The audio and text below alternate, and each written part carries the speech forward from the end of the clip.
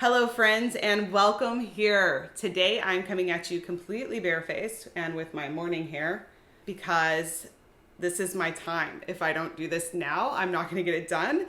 So this is me. If you're my friend, this is what you see probably 95% of the time because this is how I show up most of the time.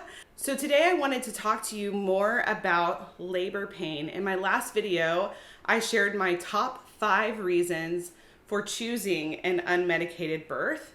And in that, I talked a little bit about the fact that there are some natural coping strategies that you can use to manage your pain. And so that is what I'm going to talk about today. If this is your first time here, my name is Melissa Klein. I am a mama of 2 beautiful little kids, and I have baby number 3 on the way. I am 27 weeks pregnant today. So I just entered my 3rd trimester. Yay! I'm super excited to be in my 3rd trimester. I have had 2 wonderful birth experiences, and I'm expecting this 3rd one to be equally beautiful. And I want to share a little bit about how I achieved that. So I'm going to shoot straight with you, and I'm not going to sugarcoat it. Birthing babies is hard. It's hard work. It is a marathon for your body. It is exhausting, but it does not have to be the worst, okay? It doesn't have to be unbearably painful, and it doesn't have to be terrifying, and it doesn't have to be the most painful thing you've ever experienced. It certainly isn't for me, okay? Is it hard? Yes. Is it uncomfortable? Yes. Is it at times painful? Yeah, it is. But it doesn't have to be like so many of the stories that I've heard from other women, and obviously what we see in movies and on television where women are screaming in pain, begging for their epidural. It doesn't have to be like that. It is possible to have an empowered and positive birth experience without drugs and without fear and without drama. I know this because I've done it. So I'm going to share just a few of the most powerful tools that there are out there for coping with labor pain. Are you ready for this? So the first important thing to be able to cope with your labor pain is your mindset and education. And I know you're going to be like, what? Like, how does that help with labor pain?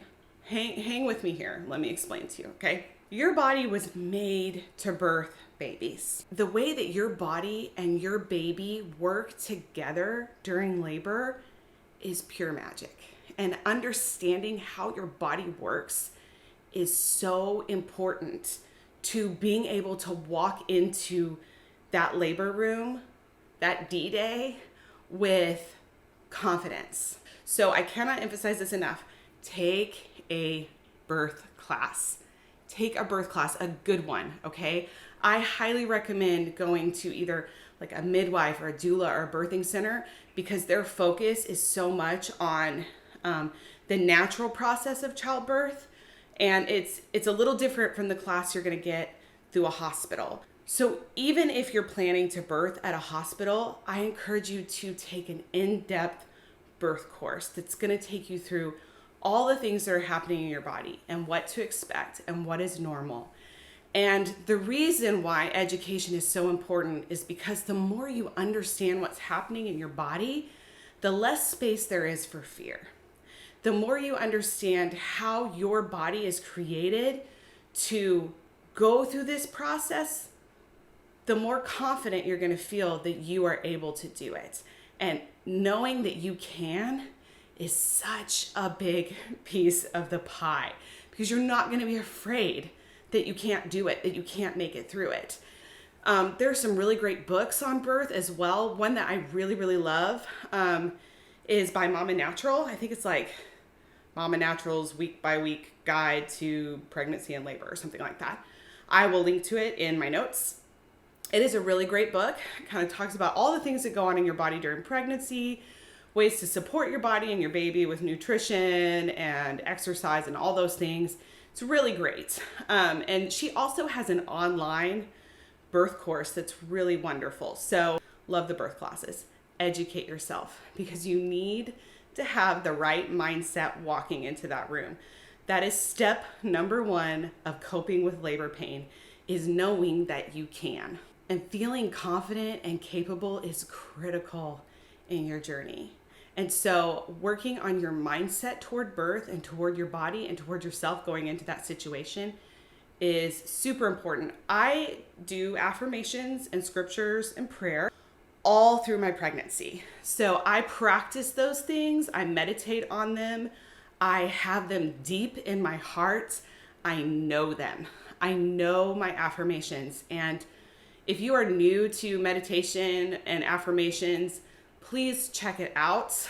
It is so powerful. I already had a really strong practice of inner work, prayer, affirmations, meditation, deep breathing, all as part of my sleep routine, because I used to have insomnia. And when I was going through the process of healing that insomnia, I picked up some pretty powerful tools that actually translated so beautifully into preparing for labor. So I kind of pieced together what resonated with me, what works for me. I do highly encourage that.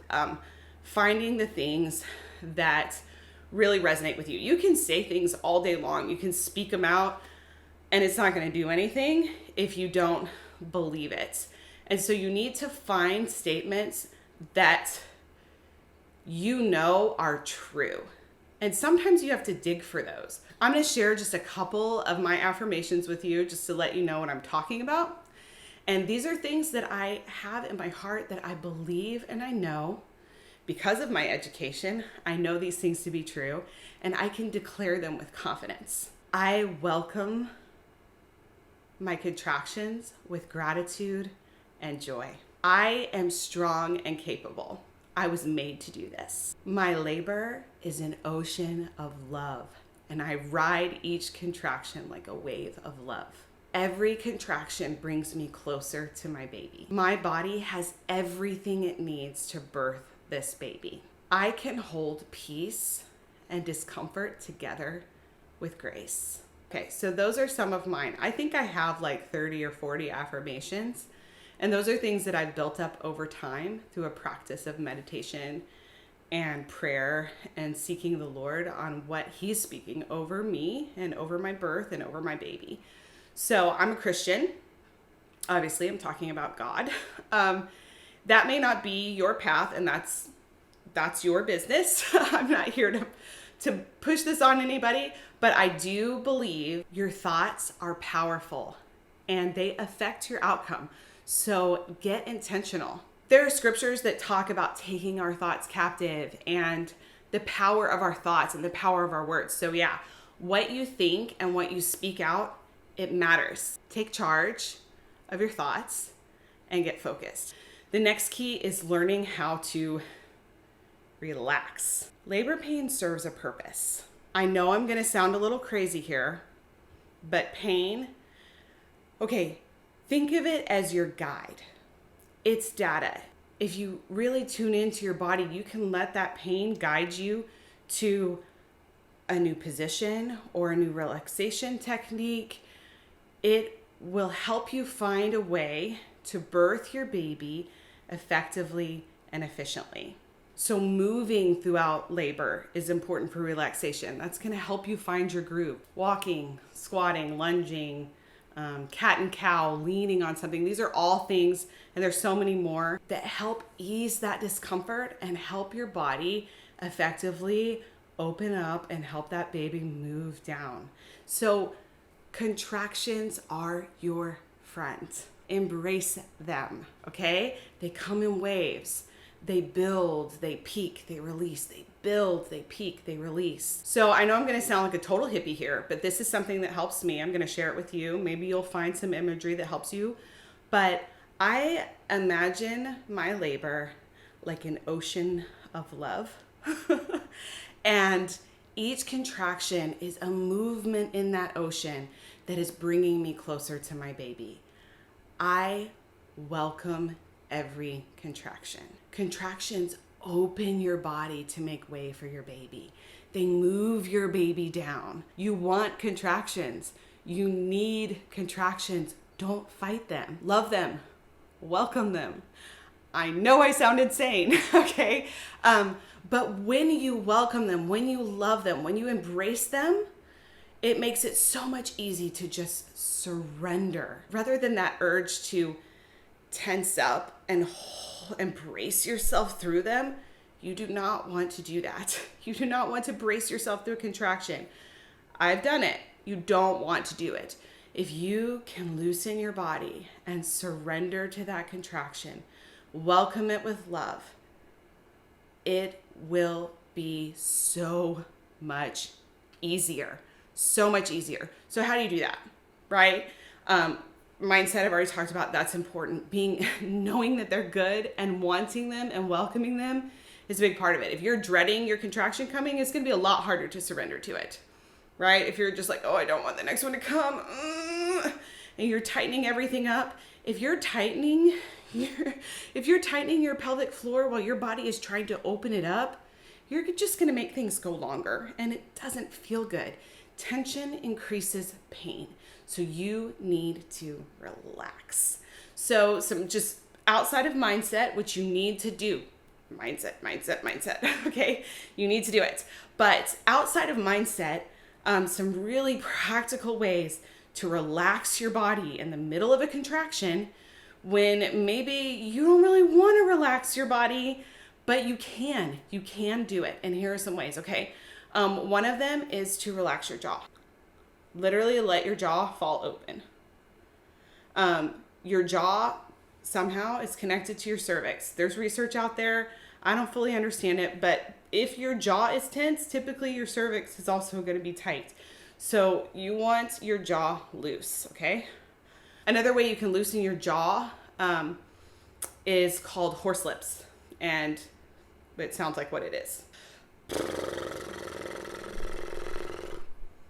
Horse lips, okay? That again loosens your jaw. When you're feeling discomfort, you tend to tighten your jaw, clench your teeth, okay? So you want to work through those contractions with horse lips. I often will just, and it just helps me stay limp and loose, which is what you want. You want to be limp and loose. You want your muscles totally relaxed as much as possible. Another way that you can prepare for this is doing progressive relaxation techniques. That's where, and you can find these on YouTube. You can find them in birthing classes, but it's where you're literally going to walk through every muscle of your body from your head to your toe, and you're going to contract it for a moment and then release it. And so you'll feel what it feels like to have tension in your forehead, and then to release that, to have tension in your cheeks, and then release that, in your jaw, and then release that. So you go all the way down to your toes. And I really think that's super beneficial for being able to identify when you're holding tension in your body. And if your partner or whoever is there with you can also help with that. If they notice you're holding your shoulders up, just kind of tap your shoulders and have you relax them. So another relaxation technique is to shake it out, right? So after a contraction, I often, like when I'm gotten through it, just kind of shake it out. You know, you feel it. Like you see athletes do this. It's like a form of stretching and just loosening your body. Okay. Shake it out. Shoulder shaking, arm shaking. I like to do hip circles just to kind of help like loosen everything up, those muscles in your back. Okay. And then check in with your bum check. You do not want tight glutes. And that is something that I notice that I do. And so recognizing when I'm holding tension in that lower part of my body is so important. So intentionally releasing that tension. I bend my knees a little bit so that I can just get nice and loose all through those muscles there. So keeping that whole area loosey-goosey as much as possible, okay? Another one that I like to do is I surrender, okay? I worship a lot. I mentioned that I'm a Christian. I have a playlist and I worship. I worship because I believe that God is with me. But if you're not a Christian, that's fine. You can still surrender. So having hands palm face and up and open. And the reason this is helpful is because there's a tendency to want to grip and hold your hands in a fist. And that creates a lot of tension. You don't want the tension. You want your body relaxed. Like I can feel tension in my shoulders and in obviously my hands, and everything kind of gets tighter. So I do a surrender where, You just open your hands, palms up, and let that be relaxed. And I use that as a moment to surrender to the contraction, to surrender to my body, to surrender to my baby, and to surrender to God. And it's just a way of me embracing the process that I'm in and not fighting it. And then there's obviously deep breathing. Deep breathing is so important. Breathing exercises are critical. There are classes that teach breathing exercises. I have never taken any breath work specifically related to labor, but I know that just